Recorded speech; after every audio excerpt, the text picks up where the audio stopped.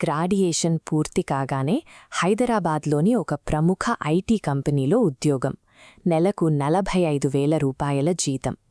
రాహుల్ లాంటి నిరుపేద కుటుంబం నుంచి వచ్చిన ఏ యువకుడికైనా ఒక మధ్యతరగతి కల పూర్తిగా నిజమవ్వగమంటే ఇదే. కాని 6 నెలలు తిరిగేసరికి రాహుల్కు అసంతృప్తి మొదలైంది. రాత్రిపూట నిద్రపట్టేది కాదు. కేవలం కోడింగ్ రాసుకుంటూ కూర్చుంటే ఎవరి కలలో నెరవేరుస్తున్నట్లు అనిపించేది. తన స్వప్నం ఏమిటన్న ప్రశ్న అతన్ని తొలిచేసేది. తీవ్రమైన పేదరికాన్ని జయించి సాధించుకున్న ఆ కుర్చీని, తన జీవితంలో దొరికిన అతిపెద్ద భద్రతను వదిలేసుకోవాలని అతని ఎందుకనుకున్నాడు? ఈ ప్రశ్నకు సమాధానం దొరకాలంటే హైదరాబాద్ శివార్లలోని ఉప్పల్ కలాన్ ప్రాంతంలో రాహుల్ గడిపిన చిన్నతనంలోకి వెళ్ళాలి. అతని తండ్రి ఒక సాధారణ వ్యవసాయ కూలీగా పొలంలో రక్తం చిందించేవాడు. తల్లి ఇంటి పనులు చేస్తూ ట్యూషన్స్ చెప్పేది. ఆ కుటుంబం తీవ్రమైన ఆర్థిక ఇబ్బందుల్లో ఉండేది. కనీసం స్కూల్ పుస్తకాలు కొనుక్కోవడానికి కూడా డబ్బులుండేవి కావు. రాహుల్ పక్కింటివాళ్ల పాత పుస్తకాలు అడిగి చదువుకోవడమే కాకుండా పాత కాగితాలను తన చిన్న చేతులతో కుట్టి నోట్బుక్స్గా మార్చుకున్నాడు. 10వ తరగతి పరీక్షల సమయానికి తల్లి తీవ్ర అనారోగ్యంతో ఆసుపత్రిలో ఉన్నా రాత్రి 12 గంటల వరకు కొవ్వొత్తి వెలుగులోనే చదివి జిల్లాలో 3వ ర్యాంకు సాధించాడు. ఇంటర్మీడియట్ చదువుతున్నప్పుడు బస్సులో అతని బ్యాగ్ దొంగిలించబడింది. అందులో 6 నెలలపాటు కష్టపడి రాసుకున్న నోట్సుంది. అయినా ఏమాత్రం కుంగిపోకుండా రేయింబవళ్లు కష్టపడి మళ్లీ నోట్స్ తయారుచేసి ఏకంగా 98% మార్కులు సాధించాడు. ఆ ఏసీ ఆఫీసులోని కుర్చీ అతనికి ఊరికే రాలేదు. అది 15 ఏళ్ల చెమట, నిరంతర శ్రమతో నిర్మించుకున్న కోట. అలాంటి ఉద్యోగాన్ని వదిలేసుకోవడమంటే తన గతాన్ని మళ్లీ ఆహ్వానించడమే. ఒకరోజు ఆఫీసు నుంచి ఇంటికి తిరిగి వస్తుండగా హైదరాబాద్ రోడ్లమీద అతనికి ఒక సాధారణ దృశ్యం కనిపించింది. రోడ్డు పక్కన కూర్చున్న చిన్న చిన్న వ్యాపారులు, రైతులు.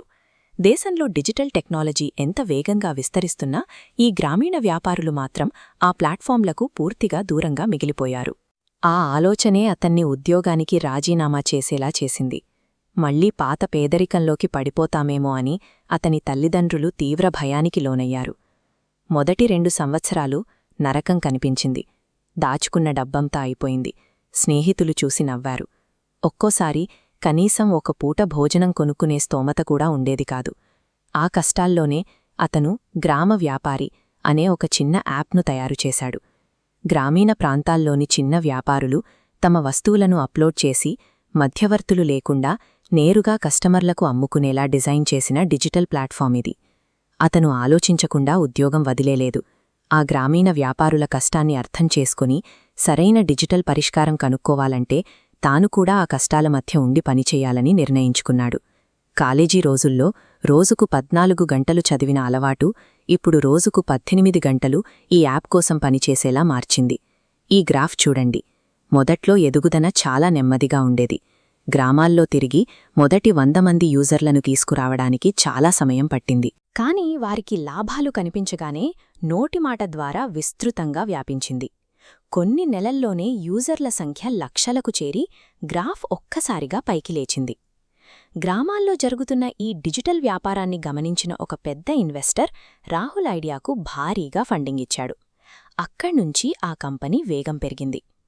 రాహుల్ చిన్నతనంలో ఎదుర్కొన్న ఆ తీవ్రమైన కష్టాలే అతనికి స్టార్టప్ ప్రపంచంలో నిలబడటానికి కావాల్సిన అంతులేని ఓర్పును, శ్రమను అందించాయి.